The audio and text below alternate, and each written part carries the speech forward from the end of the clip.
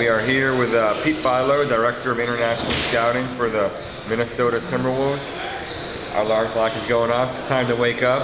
He's also the Director of the Reebok Eurocamp in Treviso. It's a hot spot for international scouts. All the top talent in the world will be there this year. Starts next week on June 7th. We'll be there again for the 4th year straight. How's everything going, Pete? Wonderful. Can't complain. How are you enjoying Orlando so far? Love Orlando. Love it down here. The weather's great. Being around a lot of colleagues, it's a great time. What are your thoughts about the pre-draft camp this year compared to years past? I don't want to compare too much about years past, but it's a great event. Love the event.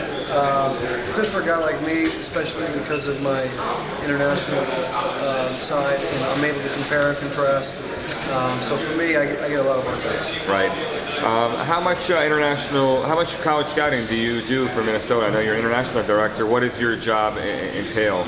Well, I do live in Charlotte, North Carolina, so I'm in a good region, basketball region, not too far from Wake and Carolina, Duke, NC State, and USC. So I get some done. When I am home, I get to college games as much as I can when I am home. Any thoughts about this year's upcoming camp in Treviso? Anything to get excited about? Well, we're very excited. I think we have the deepest camp we've ever had. We're looking anywhere from 25 to 30 draft eligible guys. I think we have 14 or 15 early entry candidates. So it's by far the deepest field we've ever had, and we're really excited about it. Tell us about the format of the camp. What can people who are showing up for the first time, what can they expect to see there? A combination of you're going to see 45 very high level international players, around 25 to 30, like I mentioned, draftable players. Another 20 players that are, let's say, next generation type younger players that are up and comers that are probably on the draft radar.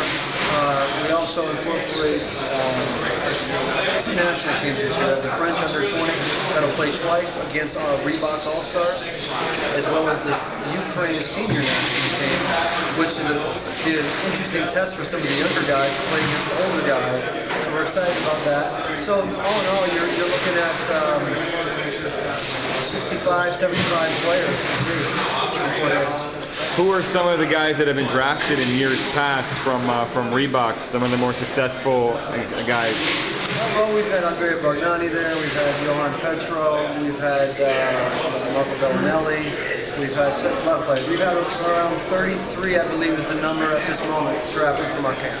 Right. What are your thoughts about the international crop this year? How does this year stack up? Well, it's interesting. People said for months that the international year was a down year this year, but I think at the end of the day, you're going to see a few players drafted in the first round, and you're going to see a few drafted in the second round, like always. And the dream always rises. So, once we get through this process, I think we'll see some interesting things happen. Do you think that the struggles that some international guys have had recently, like Bargnani, Darko Milicic, Skidashvili, is that going to hurt international players moving forward? It shouldn't.